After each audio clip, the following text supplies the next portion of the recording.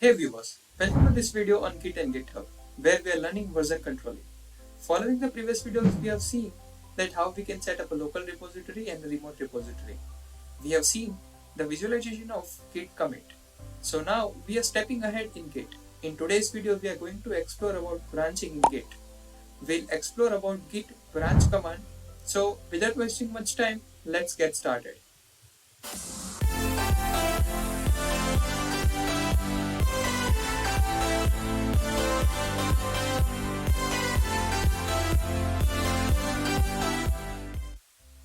So basically Git is a VCS, meaning version control system. So it's usual that we find some sort of branching support in every VCS, but it's somewhat expensive process in other VCS when compared to branching support in Git.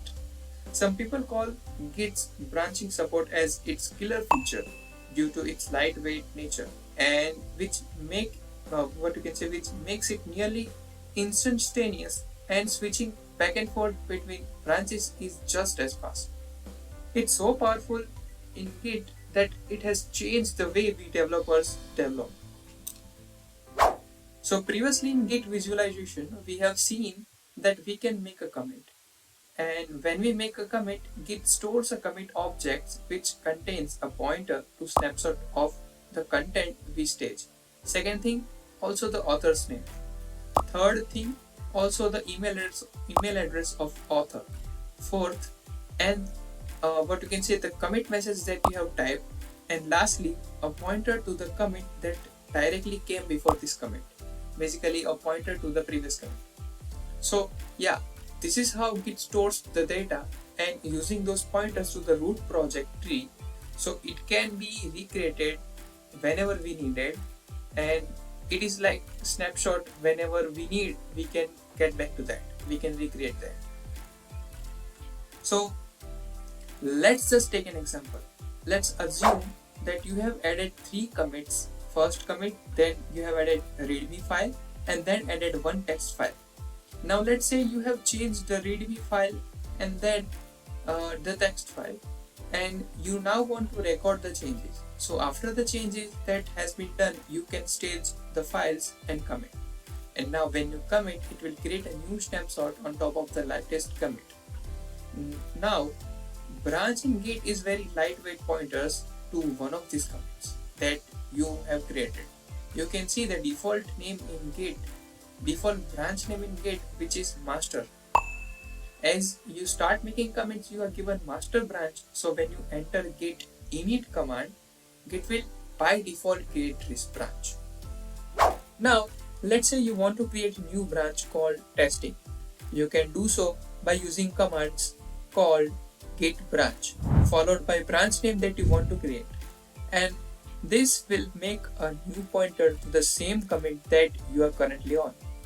Point to be noted, right? Now you might have one question, that how does Git know on which branch you are currently on? And the answer is very simple. Git keeps special pointer which is called head. See, the concept of head is lot different in Git when compared to other VCS. In Git, head is a pointer to your current local branch that you are on. In this case, you are currently on master branch. You should note that creating a branch doesn't switch to that branch automatically. To switch an existing branch, you can use command git checkout, command followed by the name of the branch that you want to switch. As you might have noticed that this moved head to the point to the testing branch. Now you might not understand the significance of this, but let's just make one commit. Now you can clearly see that testing branch has moved forward, but your master branch is still pointing to that commit that you were on when you ran git checkout command, right? Let's just switch back to master branch by using command git checkout master. Now there is one interesting observation. Let's say you enter git log command, and you can see that it didn't display the entire history. It's because Git doesn't actually knows that you are interested in that.